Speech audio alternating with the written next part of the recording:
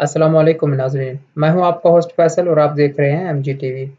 ناظرین، ہمیشہ کی طرح آج کے پروگرام میں ہم آپ کے لیے لائے ہیں سعودی عرب سے پچھلے 24 گھنٹوں کی تازہ ترین اور اہم خبریں۔ تو آئیے ناظرین، خبروں کا آغاز کرتے ہیں۔ ناظرین، آج کی پہلی خبر ہے مکہ مکرمہ سے۔ جی ناظرین، شرطا مکہ نے بتایا کہ جمعہ کے دن انہوں نے 319 مختلف ملکوں کی شہریت رکھنے والے بھیکاریوں کو پکڑا اور ان پر قانونی کارروائی کی جائے گی۔ ناظرین، دعا ہے کہ اللہ تعالیٰ ہر کسی کو رزق حلال دے اور اپنے حفظ و امان میں رکھے۔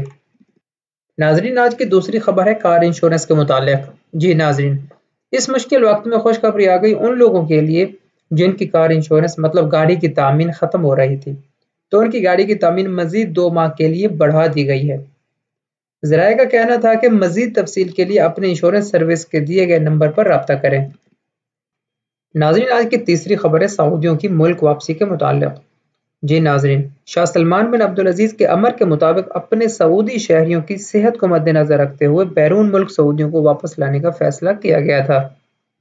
ناظرین، کل ایک فلائٹ ہاؤسٹن، دوسری بیروت اور تیسری نیروبی سے King Khalid International Airport Riyadh اور King Abdulaziz International Airport Jeddah پر اتری۔ ناظرین، سعودی آمد پر ان تمام مسافروں کو ایئرپورٹ پر احتیاطی تدابیروں کے تحت تھرمل کیمروں کی مدد سے چیک کیا جاتا ہے تاکہ کورونا کے شکار مسافر کی تشخیص ہو سکے۔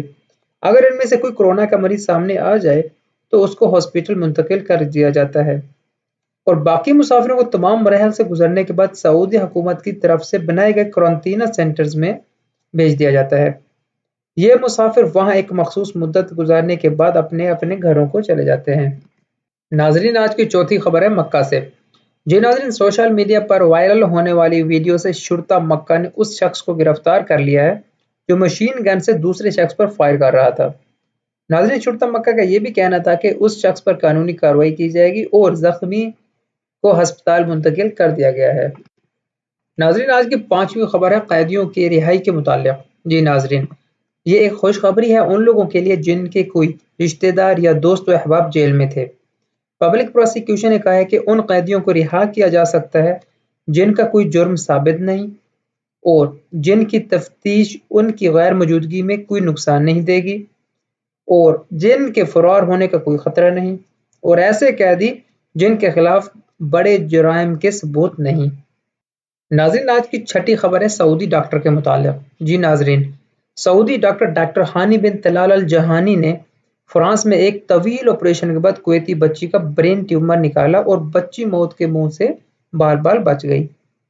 کویتی لڑکی کو پیرس آپریشن کے لیے لایا گیا تھا، لیکن فرینچ ڈاکٹر نے کورونا کی صورتحال کی وجہ سے عین وقت پر آپریشن کرنے سے انکار کر دیا۔ میڈیا سے بات کرتے ہوئے ڈاکٹر الجہانی نے کہا کہ کویتی ایمبیسی نے مختلف ہسپتالوں سے رابطہ کیا لیکن کسی نے مدد کرنے کی حامی نہیں بھری۔ ناظرین، ڈاکٹر الجہانی نے کہا کہ آپریشن 7 گھنٹوں تک چلا اور مریض کو 10 دنوں کے لیے ہاسپٹل میں رکھا جائے گا۔ ناظرین، آج کی 7ویں خبر ہے سعودیہ میں روڈ کے متعلق۔